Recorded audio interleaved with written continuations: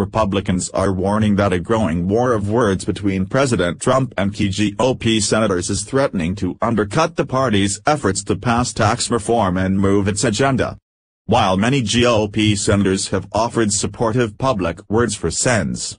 Bob Corker, R. Tennessee, and Jeff Flake, R. Arizona, who are both retiring amid feuds with Trump, they are also feeling fatigued by all the infighting and say it is time to move on.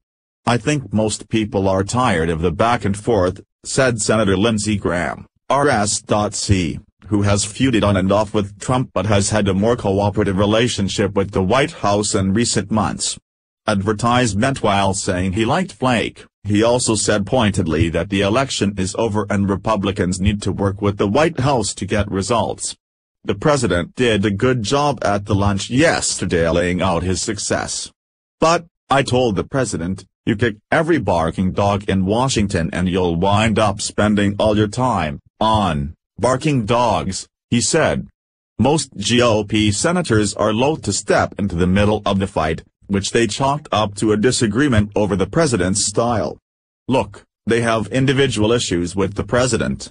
These things are all personality-driven, and it's unfortunate that this leaked out over into the public, and they are going to have to resolve those issues between themselves," Senator Jim Risch, R. Idaho, told CNN.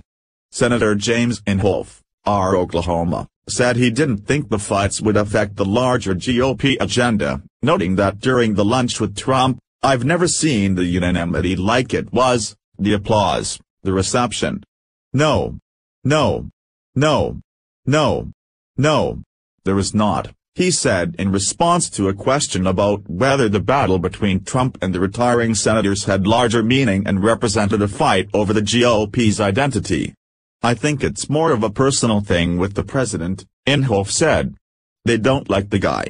Trump also sought to downplay the friction on Wednesday, suggesting Corker and Flake essentially represented a couple of bad apples.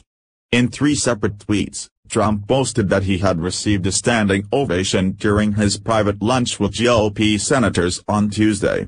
Talking to reporters outside the White House, Trump even said he had had a positive discussion with Senator John McCain, R. Arizona, about the military. McCain has frequently criticized Trump about the military. "We have great unity," Trump said of the GOP. "If you look at what happened yesterday at the meeting, we had, I guess, virtually every senator, including John McCain. We had a great conversation yesterday, John McCain and myself, about the military. I think we had I called it a love fest. It was almost a love fest. Maybe it was a love fest," he said. Other GOP senators offered remarks that suggested they are more troubled by the repeated infighting, particularly as the party moves toward a possible tax reform fight in which 3 Republican defections would doom their coming legislation. Relationships can be a factor in tough Senate votes, something that appeared to be underlined with McCain's own defection on an Obamacare repeal measure earlier this year. Trump and Senate Republicans will have to count on the support of McCain, Corker and Flake when it comes to tax reform. Senator Marco Rubio, R. Florida, while stressing that he doesn't think Flake and Corker will oppose something because of a fight with the president, invoked the fall of the Roman Empire when asked if it would be harder to accomplish things. "I'm not saying America's Rome, but if you look at the history of Rome. One interesting thing about Rome at its peak, one of the things that Rome did very well was it was able to include people," Rubio told reporters. "In essence, at the peak of the Roman Empire, they were very good at integrating people." He added that 2 factors that led to the fall of the Roman Empire was a recalcitrant Senate and a complete and total breakdown of societal norms. One senator offered a more pointed criticism of Flake and Corker while appearing on conservative radio host Mark Davis's show. "We've got a job to do, damn it, and so all of this nonsense, I got nothing to say on it. Everyone shut up and do your job, is my view," Senator Ted Cruz, R. Texas, said. He did not specifically mention Flake or Corker. Cruz added that GOP voters, and Americans more broadly, are frustrated and wondering why the hell isn't this Republican Congress that we elected standing up and doing what they promised they would do. GOP leaders have kept a safe distance from the infighting. Senate Majority Leader Mitch McConnell, RK, sidestepped multiple questions about Trump's feuds with several GOP senators, including Corker.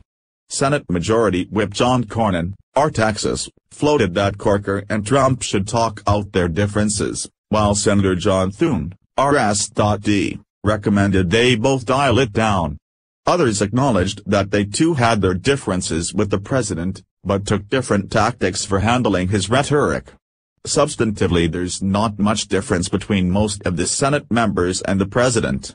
Stylistically, we all deal with it in different ways, said Senator Thom Tillis, RN.C., while noting he agreed with some of Flake's speech. Asked if the current fight was a distraction, he added that any time that I'm talking to you about anything other than tax reform now is not a good thing. Corker also appeared to downplay chances that his public feud with the president would undercut tax reform, noting that the effort was a key part of Congress's agenda and had nothing to do with Trump. But then Corker alluded to Trump's tweet at the beginning of this week taking changes to the tax status of retirement funds off the table, and criticized the president's move. Tax reform is our agenda. Everybody acts like this is some White House. Tax reform is the Republican Congress's agenda, he told reporters.